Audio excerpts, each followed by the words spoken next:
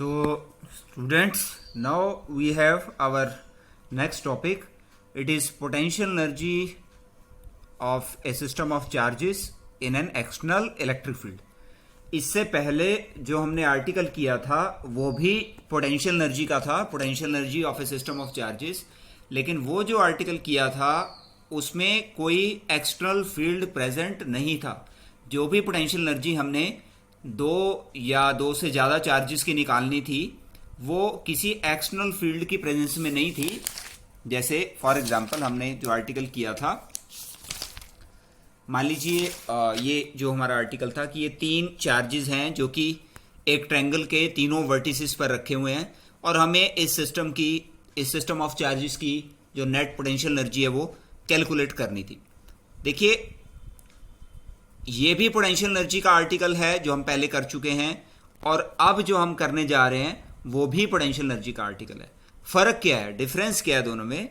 Difference ये है कि ये जो आर्टिकल हमने पहले किया था इसमें mutual potential energy in charges की निकलेगी, लेकिन अब जो आर्टिकल हम करेंगे उसमें म्यूचुअल पोटेंशियल एनर्जी तो निकालनी है, लेकिन किस में निकालनी है? जब कोई एक्सटर्नल इलेक्ट्रिक फील्ड प्रेजेंट हो। ओके, किसी एक्सटर्नल इलेक्ट्रिक फील्ड की प्रेजेंस में हमें पोटेंशियल एनर्जी निकालनी है इस सिस्टम ऑफ चार्जेस की। कौन कौन से चार्जेस हैं? Q1 and Q2। ओके, कौन कौन से चार्जेस हैं?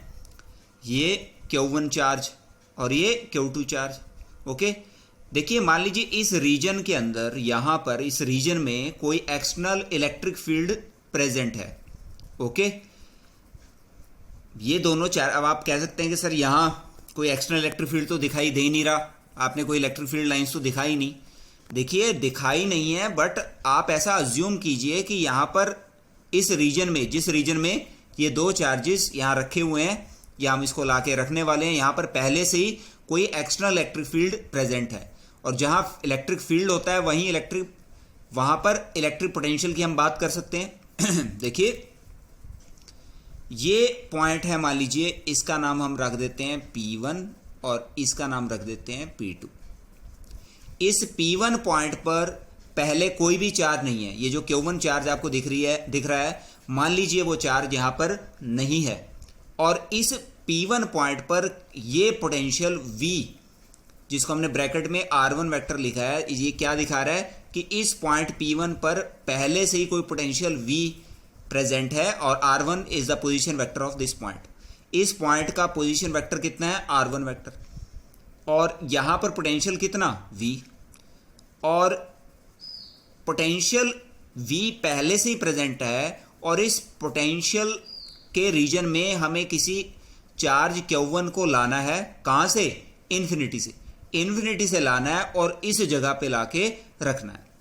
तो इस प्रोसेस में हमें वर्क करना पड़ेगा। वर्क कितना होगा? Q1V। कितना वर्क डन होगा? Q1V। ओके, आप जानते हैं जो वर्क डन है किसी चार्ज को किसी पोटेंशियल डिफरेंस के रीजन में जब हम मूव करते हैं तो यही इसकी वैल्यू होती है कि अगर किसी रीजन में पोटेंशियल V है और उस पॉइंट पर या उस रीजन में मैं किसी Q1 चार्ज को इन्फिनिटी से उठा के लाना चाहता हूं तो वर्क डन कितना होगा? Q1V होता है। तो इस जगह पर, इस पॉइंट पर पोटेंशियल कितना? V ब्रैकेट में हमने R1 वेक्टर लिख दिया। R1 is the position vector of this point. इस पॉइंट का पोजीशन वेक्टर है R1 वेक्टर, और यहां पोटेंशियल कितना प्रेजेंट था? पहले से ही V पोटेंशियल प्रेजेंट था। अब मैं Q1 चार्ज को लाता हूं, कहां से लाता हूं? इन्फिनिटी से, और इन्फिनिटी से लाके यहां रख देता हूं। रख दिया। ओके, तो वर्क डन कितना करना पड़ा मुझे इस काम में? Q1 इंटू V और ब्रैकेट में R1। ओके, अब मैंने क्या किया, इस जगह पर पहले ये काम कर दिया मैंने, Q1 चार्ज को P1 पॉइंट पर इन्फिनिटी से लाके रखा। यहां पर पहले से ही V पोटेंशियल प्रेजेंट था, तो मुझे वर्क ऑब्वियसली कितना करना पड़ेगा? ये वर्क करना पड़ेगा, Q1 इंटू VR1। अब ये P2 पॉइंट है। ओके जी, इनके बीच में डिस्टेंस भी लिख देते हैं, ये R12 डिस्टेंस है इनके बीच में। इस Q1 चार्ज से R12 दूरी पे ये कोई पॉइंट है P2। अब इस पॉइंट पर मुझे किसी चार्ज Q2 को लाना है। कहां से? इन्फिनिटी से। तो ऑब्वियसली अब यहां पर पोटेंशियल कितना प्रेजेंट है? V। ब्रैकेट में R2 इस पॉइंट का P2 पॉइंट का पोजीशन वेक्टर है। तो जहां पहले से ये पोटेंशियल V और ब्रैकेट में हमने R2 लिखा, इतना पोटेंशियल पहले से ही प्रेजेंट था, तो इस पॉइंट पर Q2 चार्ज को इन्फिनिटी से उठा के यहां लाने के लिए किया गया वर्डन कितना, Q2 इंटू VR2। इसको मैंने W2 कह दिया, देखिए बिल्कुल वैसे ही जैसे अभी हमने किया है, Q2 इंटू VR2, इतना वर्क हमने किया। ओके जी। तो जो एक्सटर्नल पोटेंशियल प्रेजेंट थे P1 पॉइंट पर और P2 पॉइंट पर, उनमें अलग अलग वर्डन निकाल दिया। Q1 के लिए वर्डन कितना, W1 नाम रखा, उसको W1 नाम दिया, और वो वैल्यू कितनी आई, Q1 चार्ज को इन्फिनिटी से P1 पॉइंट पर लाने के लिए वर्डन कितना, Q1 इंटू VR1। और सिमिलरली इस Q2 चार्ज को इन्फिनिटी से यहां पर लाने के लिए, P2 पॉइंट पर लाने के लिए, जहां पहले से V ब्रैकेट में R2 ये पोटेंशियल प्रेजेंट था, तो वर्डन कितना, W2 equal to Q2 into VR2। Equation 2 नाम दे दिया। ये 2 वर्क कर दिए हमने। अब देखिए जब मैं Q2 चार्ज को इन्फिनिटी से उठा के यहां ला रहा हूंगा, तो अब ये वाला जो चार्ज है ये इसको रिपेल करेगा, इसको यहां पर बैठने नहीं देगा।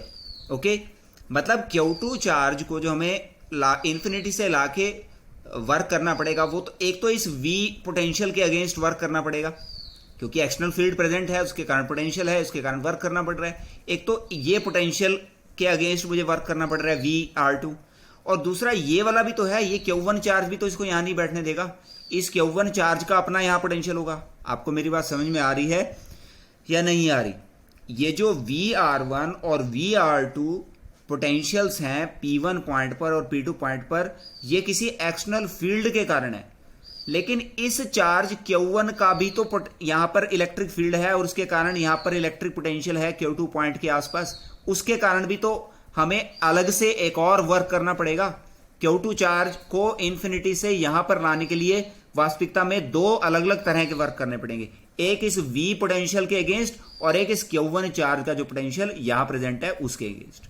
2 वर्क करने पड़ेंगे, और उस मतलब पहला वर्क जो है Q2 के लिए वो W2 है जो अभी हमने किया, और तीसरा जो वर्क है उसको हमने नाम दिया W3।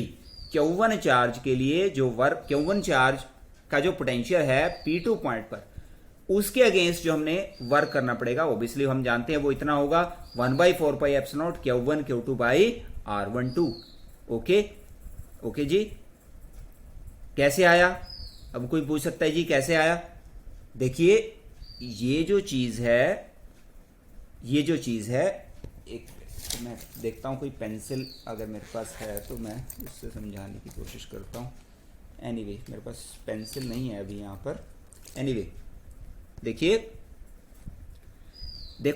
ये देखो जरा, मैं इसको थोड़ा सा ऐसे डॉट डॉट डॉट से दिखा देता हूं।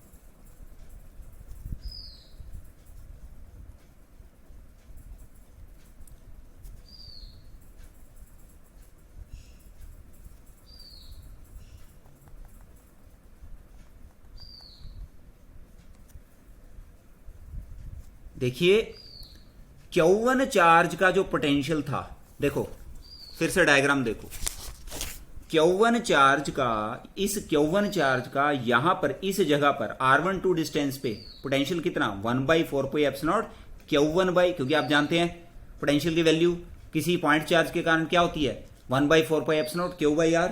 ये वैल्यू आप जानते हैं। देखिए क्या वैल्यू होती है, मान लीजिए Q चार्ज है, इससे R डिस्टेंस की दूरी पर यहां कोई पॉइंट है, यहां पोटेंशियल की वैल्यू कितनी होगी, V equal to 1/4 pi epsilon naught Q by R, ये वैल्यू होती है। ओके, R डिस्टेंस की दूरी पे Q चार्ज का इतना इलेक्ट्रिक पोटेंशियल होगा। तो सिमिलरली इस Q1 चार्ज का R12 डिस्टेंस पे पोटेंशियल कितना, Q1 by 4 pi epsilon not R12। Okay, Q1 by 4 pi epsilon not R12। अब आपको पता है सिंपल वर्क डन, हमेशा ध्यान रखिए किसी पोटेंशियल के रीजन में किसी जगह पर अगर कोई पोटेंशियल प्रेजेंट होता है, देखो सीधी सी बात है, अगर मान लो इस पॉइंट पर कोई पोटेंशियल V पहले से ही प्रेजेंट है, ओके, तो मुझे किसी Q चार्ज को यहां पर जब मैं इन्फिनिटी से यहां लाऊंगा तो सीधा सीधा उसमें वर्क डन की वैल्यू क्या होती है, QV। ये ध्यान रखिए। ओके, तो इस देखिए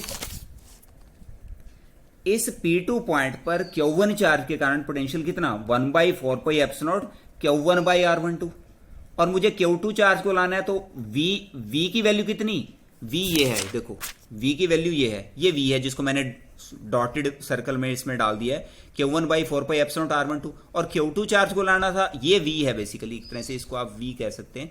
तो ये की इसकी वैल्यू कितनी 1/4πε0 Q1/R12 और Q2 को V से मल्टीप्लाई कर दिया, ये आ गया तीसरा वर्डन। ये तीन तरह के वर्डन है। तो नेट पोटेंशियल एनर्जी सिस्टम की क्या आ जाएगी, टोटल वर्डन जो असेंबलिंग द चार्जेस में होगा, टोटल वर्डन जो Q1 और Q2 दो चार्जेस हैं उनको इन्फिनिटी से उनकी रिस्पेक्टिव पोजीशन पर लाने के लिए किया गया जो टोटल वर्डन है, जिसमें तीन अलग अलग तरह के वर्डन अभी हमने चर्चा की है इसके ऊपर, इन तीनों का सम ही इनकी इस सिस्टम ऑफ चार्जेस की नेट पोटेंशियल एनर्जी होगी। तो U जो नेट पोटेंशियल एनर्जी है वो कितनी वैल्यू आ गई, Q1 इंटू वी ब्रैकेट में R1 vector plus Q2 into V bracket में R2 वेक्टर और plus 1/4πε0 Q1 Q2 by R12।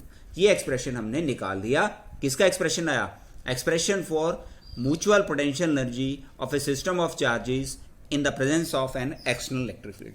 अब हम बात करते हैं, देखिए unit of electric potential energy की।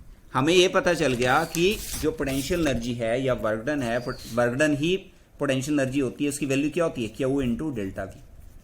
डेल्टा वी पोटेंशियल डिफरेंस के अंदर अगर मैं Q चार्ज को मूव करता हूं तो वर्कडन इसके लिए पोटेंशियल एनर्जी कितनी वो गेन करेगा, वो पर्टिकुलर चार्ज Q कितनी वैल्यू होगी इसकी Q इंटू डेल्टा वी। तो ये चीज हमने यहां लिखी है कि मान लीजिए कोई इलेक्ट्रॉन है जिसके ऊपर चार्ज कितना है 1.6 इंटू 10⁻⁻19 कूलम, इसको मूव किया है through a potential difference of 1 volt. तो चेंज इन पोटेंशियल एनर्जी क्या हो जाएगी, delta U equal to Q delta V. किसी Q चार्ज को मान लीजिए हमने डेल्टा वी पोटेंशियल डिफरेंस के रीजन के अंदर हमने मूव किया है, इसके कारण मूव किया है, तो इसमें Q में जो पोटेंशियल एनर्जी में चेंज आएगा वो इतना चेंज आएगा। ओके, तो Q की वैल्यू मान लीजिए वो इलेक्ट्रॉन है तो वन इलेक्ट्रॉन की वैल्यू ये रख दी और मान लीजिए डेल्टा वी 1 वोल्ट है। ओके, डेल्टा वी की वैल्यू हमने कितनी रखी है 1 वोल्ट। तो हमारे पास delta U change in potential energy कितनी आ गई 1.6 इंटू 10⁻⁻19 जूल। ये जो चेंज इन पोटेंशियल एनर्जी आया, यही इसको हम वास्तविकता में बोलते हैं 1 इलेक्ट्रॉन वोल्ट। एक इलेक्ट्रॉन को जब 1 वोल्ट के, ये क्या था 1 इलेक्ट्रॉन पे चार्ज, एक इलेक्ट्रॉन को जब 1 वोल्ट के पोटेंशियल डिफरेंस में मूव किया जाता है तो इससे पोटेंशियल एनर्जी में जो चेंज आता है उसको हम 1 इलेक्ट्रॉन वोल्ट बोलते हैं और इसकी वैल्यू कितनी 1.6 into 10⁻⁻19 joule. Okay, so 1 electron volt क्या है, it is the potential energy gained और lost by an electron in moving through a potential difference of 1 volt. एक इलेक्ट्रॉन को 1 वोल्ट के पोटेंशियल डिफरेंस पे मूव करने पे जितनी पोटेंशियल एनर्जी वो इलेक्ट्रॉन गेन या लॉस करता है उसको हम 1 इलेक्ट्रॉन वोल्ट बोलते हैं और ये एनर्जी की यूनिट है जिसको आप 11th क्लास में भी पढ़ चुके हैं, तो इसको अच्छे से याद रखें। 1 EV 1 electron volt 1.6 into 10⁻⁻19 joule होता है। It is a unit of potential energy. Thank you.